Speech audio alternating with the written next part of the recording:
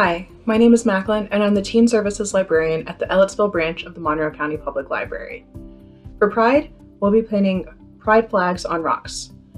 This is a super simple craft. I used pre-bought garden rocks, but you can literally pick a rock up off the ground, and if you've got some paint, you can follow along at home.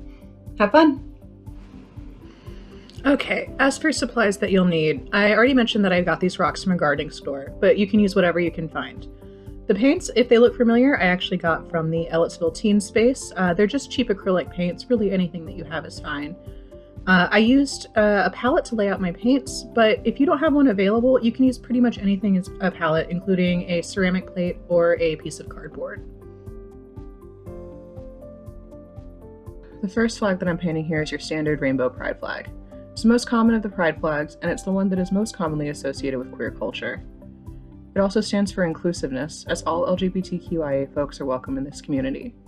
There are modern variations of this pride flag that include black and brown stripes at the top to demonstrate support for all queer people, regardless of race and nationality.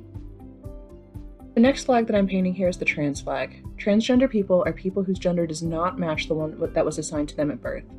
Pride happens in June to honor the Stonewall riots, which happened in 1969. Marsha P. Johnson and Sylvia Rivera were both trans women of color who were amazing leaders in the movement, and we honor them and all of our trans family who came before us. The next flag is the asexual pride flag. Asexual people experience no or very little sexual attraction.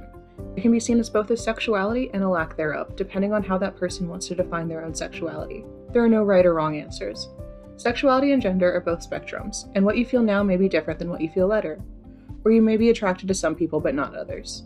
All of that is okay. Now let's talk about the non-binary pride flag.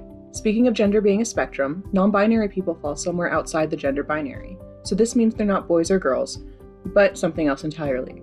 And what that something else is up to the individual to define.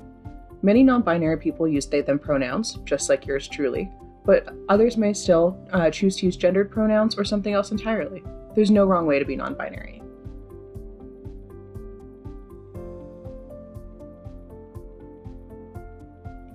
And finally, we have the bisexual pride flag. Please bear with me while I spend an embarrassing amount of time trying to remember color theory and make magenta. Bisexuality is defined as being attracted to one's own gender as well as others. There's a misconception that bisexual people can only be attracted to people who fall into binary genders, but that's not true. Bisexuality has always been inclusive of trans and non-binary identities. Some people prefer to label themselves as pansexual, which means being attracted to people regardless of their gender expression. In a lot of ways, these terms are two sides of the same coin, so feel free to pick the one that feels best to you. Alright, as you can see, that was super easy. Thank you so much for following along, and if you didn't see your pride flag, paint your own. There are dozens and dozens and dozens, and we all belong in the queer community. Thank you so much, and keep an eye out for future programs coming from MCPL. Thanks for watching, and be sure to check out the library's teen Instagram at MCPL Indiana Teen, and also subscribe to our YouTube channel to see all of the library's upcoming teen videos.